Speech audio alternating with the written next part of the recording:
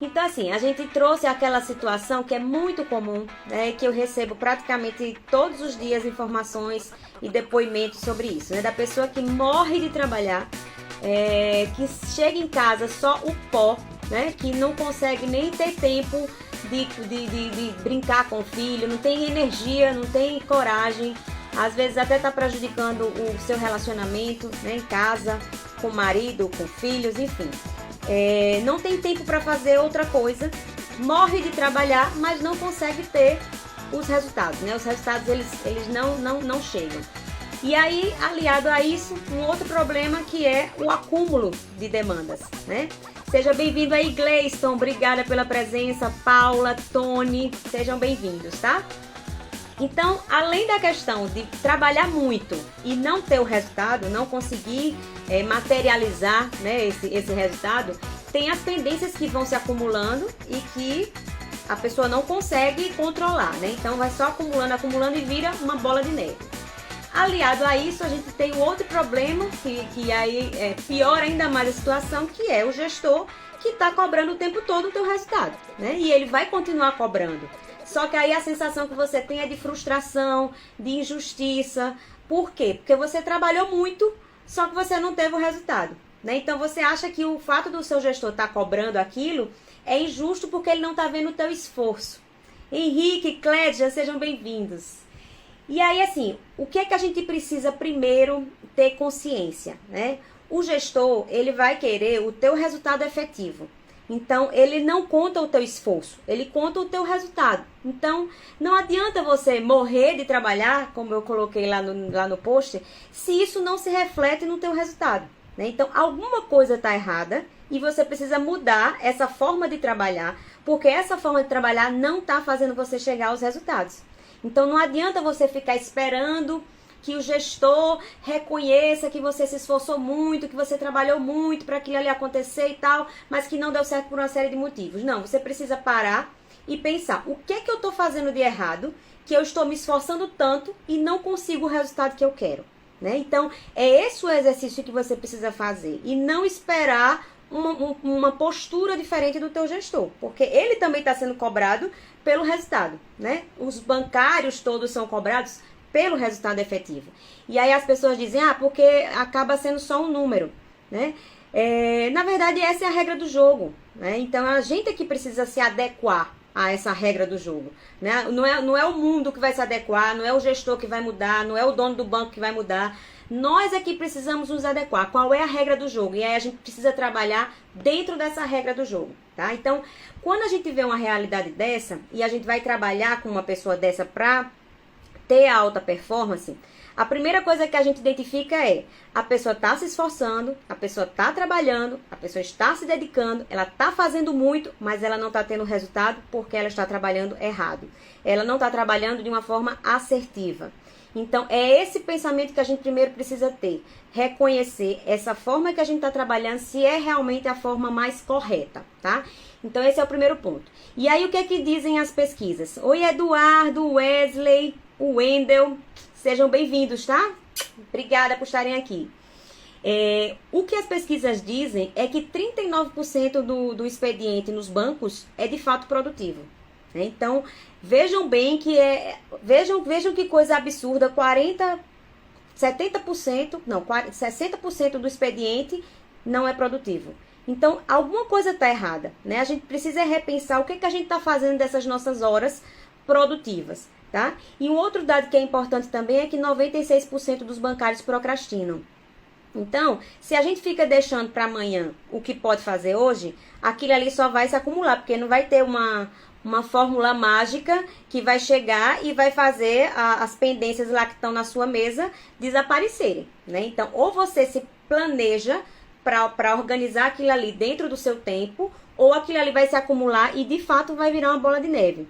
E aí você vai ter reclamação, vai para o Banco Central, às vezes é reclamação do cliente, que depois vai prejudicar no teu desempenho, na tua nota. Enfim, então tudo isso você precisa pensar de que forma você vai organizar esse teu dia para que seja de fato produtivo. Então, esse é o primeiro ponto que eu queria destacar aqui com vocês.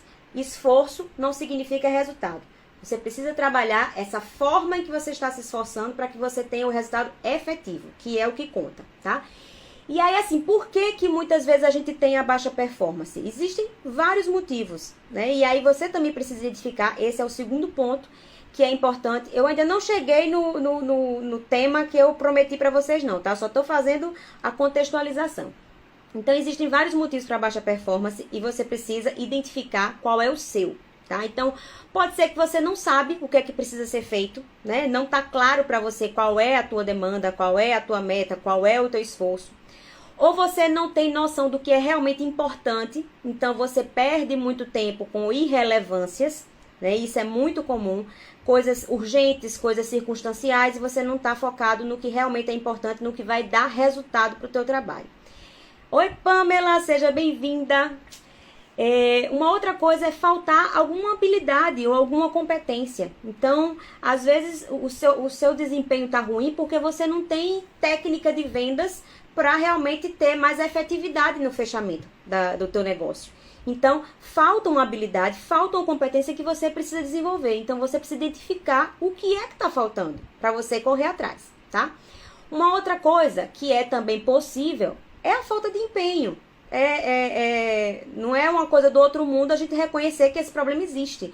Pode não ser de quem está aqui na live, de quem está aqui participando, que eu imagino que quem está aqui está muito interessado em alta performance, então tem o interesse, tem o empenho, mas existem sim os casos em que o resultado não vem porque falta empenho. Você não está se empenhando ao máximo, você não está dando o seu melhor, você não está dedicando todo o seu potencial para aquilo, tá? Então você está pensando em mil outras coisas, enquanto você poderia estar ali resolvendo teu problema e depois ir fazer a outra coisa, né? Então você fica misturando tudo e acaba não fazendo nada. Então acontece muito isso também.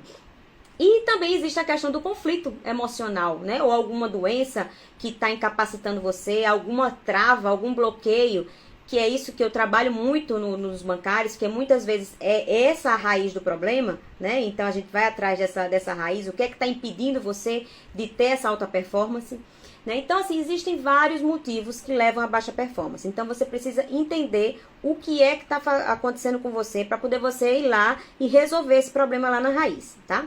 Então esse é o primeiro ponto. O segundo ponto. E aí, assim, seja para o que for, uma coisa que a gente precisa ter muita consciência é que para qualquer mudança que a gente vá fazer na nossa vida, na profissão, na carreira, a gente precisa agir, né? Então, a ação, ela requer uma decisão. Então, você tomou consciência de que o seu problema é aquele, tomou consciência de que quem precisa mudar é você, que não é o sistema que vai mudar.